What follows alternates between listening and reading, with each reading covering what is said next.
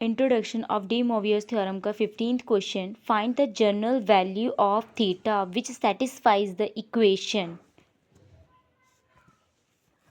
किस general value कौन सा सेटिस्फाई करेगी इक्वेशन को? Cos theta plus iota sine theta, cos 3 theta plus iota sine 3 theta and so on cos 2r minus 1 theta plus iota sine 2r minus 1 theta equal to 1। इसके equal to 1 के prove करना है।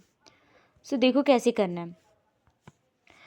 पहले तो हम इसको cos theta, cos जो थी कॉस वाली वैल्यू इसको एक साइड लिख देते। कॉस वाली वैल्यू ये है एक, तो कॉस वाला ये है और कॉस वाली ये है, इनको एक साइड लिख दिया। अब साइन वाली वैल्यू को एक साइड लिखेंगे।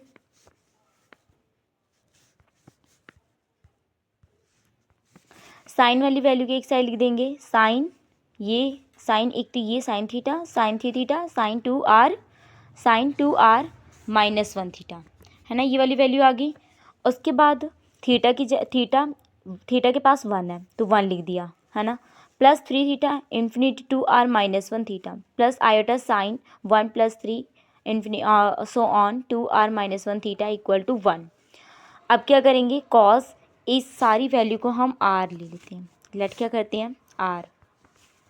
r ले लिया, r का स्क्वायर, ये वाली वैल्यू r का स्क्वायर बन गई। ठीक है, इक्वेटिंग करेंगे रियल और इमेजिनरी पार्ट को। कॉस की वैल्यू क्या आ गई? 1 आ गई, बट साइन की वैल्यू यहाँ पे कुछ नहीं है, iota not imaginary part, so 0। Both the equation are satisfy when r square theta. दोनों इक्वेशन सेटिस्फाई करेगी अगर r स्क्वायर थीटा क्या होगा? 2n pi. देखो r square theta 2n pi where n is any integers, theta equal to 2n। Theta equal to क्या है यहाँ पे? देखो थीटा इक्वल टू r की वैल्यू नीचे चली जाएगी और ऊपर रह जाएगा 2n पाई, तो थीटा की वैल्यू क्या आ गई? 2n pi upon r square. इसका सेकंड पार्ट क्या कहता है? Show that the general value of theta which satisfy the equation. General value इसको सेटिस्फाई कर रहा है, तो हम कॉस थीटा सिस थीटा को क्या लिखेंगे? ई आयोटा थीटा, ई की power iota theta. Cis theta by 2 को क्या लिखेंगे? ई आयोटा की पावर ई की power iota theta by 2। Cis theta by 4 को क्या लिखेंगे? ई की power iota theta by 4 and infinity, है ना। लिखने के बाद इसको हम एडिंग लिख देंगे। मल्टीप्लाई इक्वेशन है तो एडिंग। अब हमें ये इन्फिनिटी का है तो जीपी का फॉर्मूला लगाएंगे। जीपी के फॉर्मूला में हमें 2 मिल जाएगा। बस क्या करना है कि ई आयोटा 2 थीटा लगा दो। ई आयोटा 2 थीटा क्या, जैसे इसको हमने एक्सपांड किया, सिस को एक्सपांड किया ई आयोटा में, उसी तरह हम सिस ई आयोटा थीटा को सिस में कन्वर्ट करेंगे। Cis is cos 2 theta plus iota sine 2 theta equal to 1।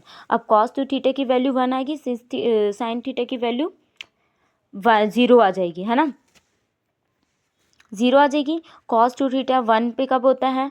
2n pi, 2 theta equal to 2n pi, और साइन 2 थीटा की वैल्यू 0 कब होती है? 0 आ गई, तो यहाँ पे थीटा की वैल्यू यहाँ पे क्या आएगी? एम पाई ले लो या एन पाई ले लो, ठीक है, एम पाई। यहाँ पे थीटा की वैल्यू 0 आ जाएगी, यहाँ पे 0 आएगा 1 की जगह पे।